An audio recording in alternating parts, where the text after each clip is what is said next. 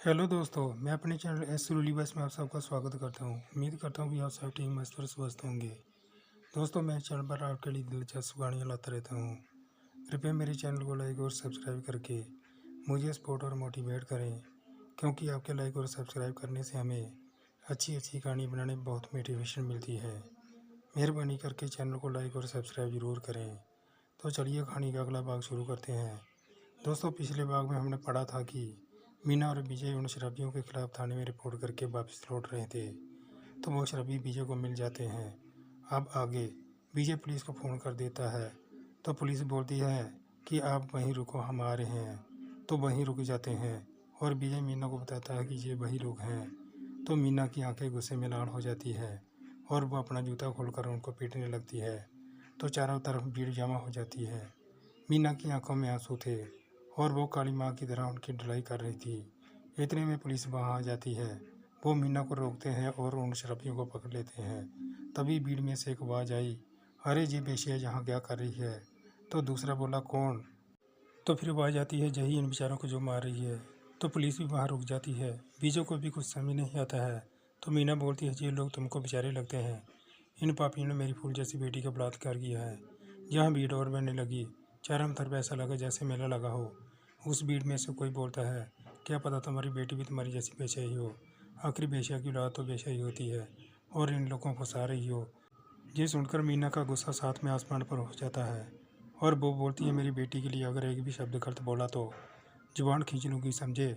हाँ, मैं बेशी हूँ, पर मेरा ये कोई शौक नहीं था बेशिया बनने का। मैं अपनी मर्जी से बेशिया नहीं बनी हूँ। मेरे बाप को पैसे चाहिए थे तो उसने मुझे कोठे पर भेज दिया। इसमें मेरा क्या कसूर, क्योंकि उसकी तो आत्मा भी मर गई थी जब उसने मेरा सौदा किया। भगवान को भी शर्म आई होगी कि मैंने कैसे पापियों को धरती पर भेजा है। तुमको क्या लगता है जब कोठे पर लोग मेरी बोली लगाते हैं तो मैं खुश होती हूँ? अरे मैं तो उसी दिन मर गई थी जितने मेरे बाप ने मुझे बेचा था। पर तुम तो अच्छे इंसान हो, लोग बेशा नहीं हो। लड़की पैदा करके फेंक क्यों देती हो? जब तुम्हारी हैसियत नहीं होती लड़कियों को पालने की तो तुम पैदा क्यों करते हो? जिसको बेशा की औलाद कह रहे हो वो मेरी नहीं, तुम जैसे नामर्दों की औलाद है। मुझे तो वो सड़क पर पड़ी मिली थी। वो मेरी जैसी बेशा की औलाद नहीं, तुम जैसे महान लोगों की औलाद है। अगर उस दिन मैंने उसे नहीं उठाया होता तो तुम जैसे लोग उसे बेच देते। भगवान करे ऐसे लोगों को कभी भी औलाद ना दे। मेरा काम तो कोठा चलाना है और तुम्हारा काम औलाद पैदा करके फेंकने का। तो सब चुपचाप वहाँ से चले जाते हैं। पुलिस भी उन शराबियों को थाने ले जाती है। विजय और मीना एक दूसरे को देखने लगते हैं। मीना विजय के सामने हाथ जोड़कर रोने लगती है और बोलती है, मेरी बेटी को कुछ नहीं बताना। तो विजय बोला, आप जैसी महान औरत मैंने कहीं नहीं देखी। अब मुझे पता चला कि आप रूही को गाँव क्यों नहीं ले जाती थी। आपने तो माँ और बाप दोनों का फर्ज निभाया है।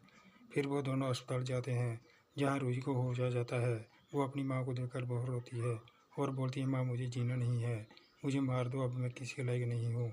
तो मीना उसे दिलासा देते हुए बोलती है, नहीं बेटा, तुम मेरी परी हो, मैं तुम्हें जहाँ से कहीं और ले जाऊँगी। हम दोनों हमेशा साथ रहेंगे। मीना के ऐसे कहने पर विजय की माँ बोलती है, नहीं, आप हमारी बहू को कहीं नहीं ले जा सकती। मीना रेणु की तरफ देखने लगती है और रेणु को बाहर ले जाकर अपनी पूरी हकीकत बताती है।